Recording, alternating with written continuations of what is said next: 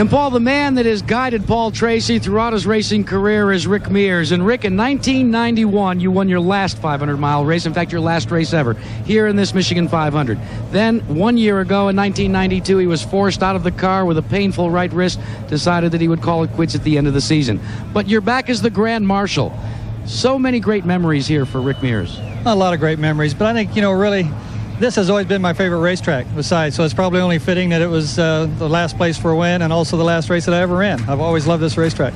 Well, as Grand Marshals, they usually either let you sing the national anthem or give the command to start engines. They decided to let you do the honors today. It's all yours, Rick. All right. Ladies and gentlemen of the Marlboro 500, start your engines.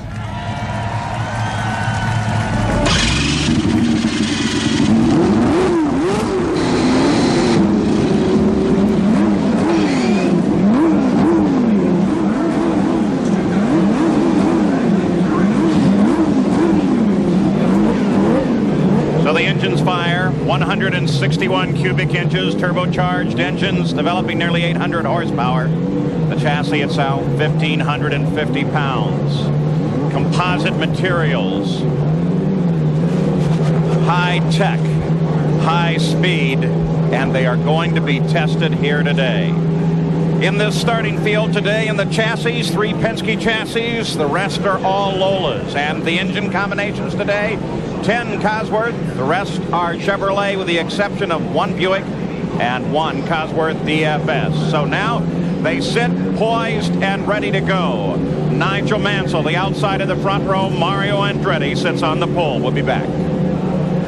Back at Michigan International Speedway for the Michigan 500. Bobby Unser, 3-time Indy 500 winner. We're talking speeds here over 230 miles an hour. They're awesome.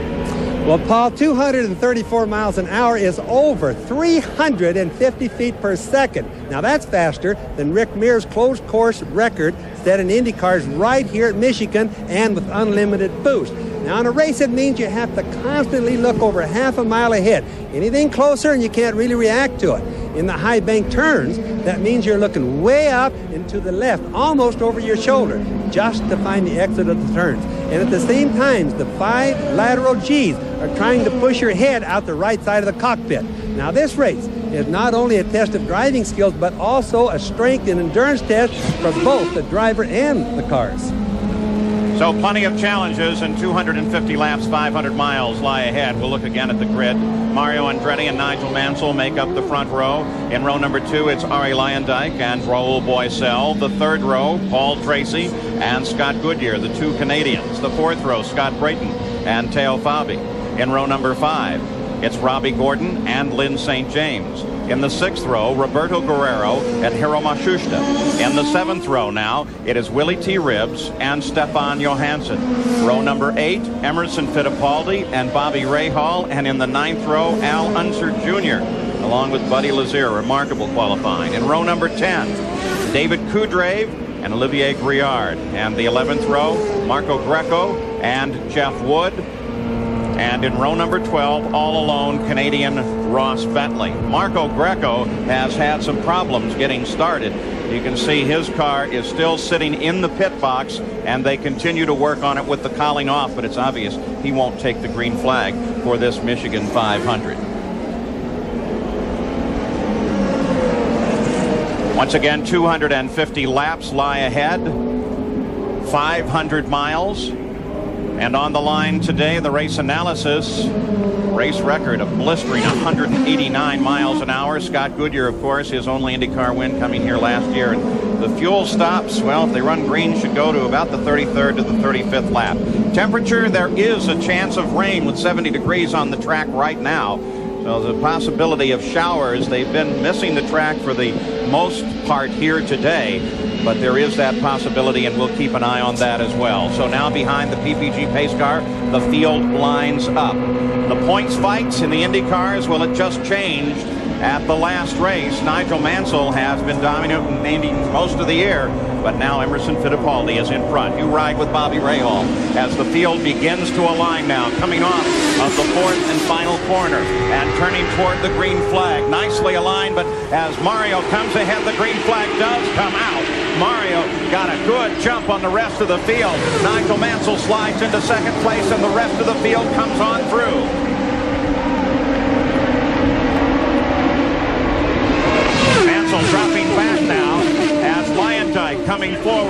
in to challenge, but here comes Mansell once again. And Mansell moves for second place as he moves very low on the race course. Remember, this is his first start on a super speedway, high bank at this style. And Mario Andretti turns in for the line and takes the first lap, while the battle for second is between Lyondike and Mansell. Now Mansell looks to the high side as they head down into turn 1. Lyondike holds a mid-course line and pulls away from Nigel Mansell. Mario Andretti has now led in 10 of the 13 Michigan 500. So there he is, out in front, Mario Andretti, followed by the battle between Lyondike and Mansell. Scott Goodyear into 4th. Raul Boisel runs in 5th. In 6th place is Paul Tracy as we follow the Boisel and Tracy story. 7th across the line, Robbie Gordon, then Brayton, then Teo Fabi and Roberto Guerrero. And Nigel Mansell moves again. You got to remember, Paul, too, these are all Lola Fords. The two, the Andretti car, the Mansell car, and the red and black one right there, Lyondike, all Lola Ford. So the speed should be just about the same. But remember another thing, grafting here will make a lot more difference than it does in a lot of the tracks. Battle for 4th and 5th, Raul Boisel, Scott Goodyear. Bobby, I think the key to what you just said is the Ford part. In qualifying, the Ford engines have absolutely dominated. You see Tracy on the right there. He's the front-running Chevrolet. Well, Paul Tracy closes in on Scott Goodyear. On the Ford engines themselves, Jack Arute has an update. Jack? Well, Paul, the Ford engines may be having a problem in the telemetry. It seems during the practice session, they did not get all of the telemetry back from the race cars via the radio wave. All the Ford engineers have been working with their laptop computers. They are still not getting an accurate reading of all the items that they should be measuring. So there's a lot of head scratching and a lot of concern for all the Ford teams. Ironically, the only team that's not experiencing the problem is Mario Andretti's Newman Haas team. Nigel Mansell just blistered off the fastest lap of the race thus far at 221 miles an hour. Mansell was highly critical of the track after just a few laps around it back on Friday, but he has obviously taken control of this situation despite having so little experience here. On board Nigel Mansell as he now in pursuit from second place of his teammate Mario Andretti on a very high learning curve. Teo Fabi, Scott Brayton. Battle about 7th position.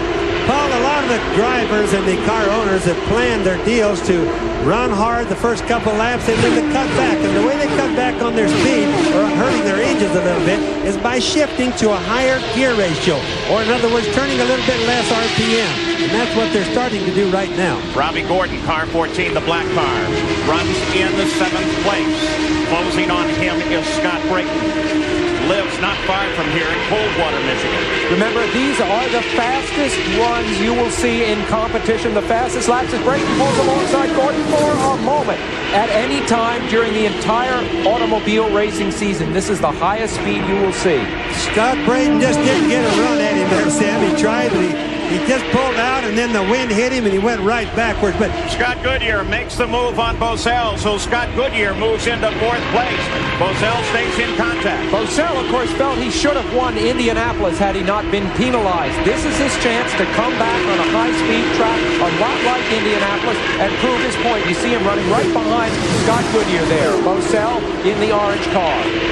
Raul Boisel, a quiet man, but a very proud man, was furious after the Indy 500. As we heard earlier, he thought he had the combination and the skill and a chance, and that black flag cost him dearly. And of course, Goodyear also in the blue car has a great deal to prove. He won here last year, but since then his career has gone very flat. Much was expected of him, and it has gone flat. And remember, both of these are Ford engine cars. Watch Scott Goodyear right there getting a draft. He had a good draft on him, and once you get a slingshot, you go right on by. So Scott Goodyear moves into 4th place. The top of the order is Mario Andretti, Mansell, and Arie Luyendyk sits in 3rd. So the Michigan 500 is underway at a good, fast pace above 221 miles an hour. We'll be back.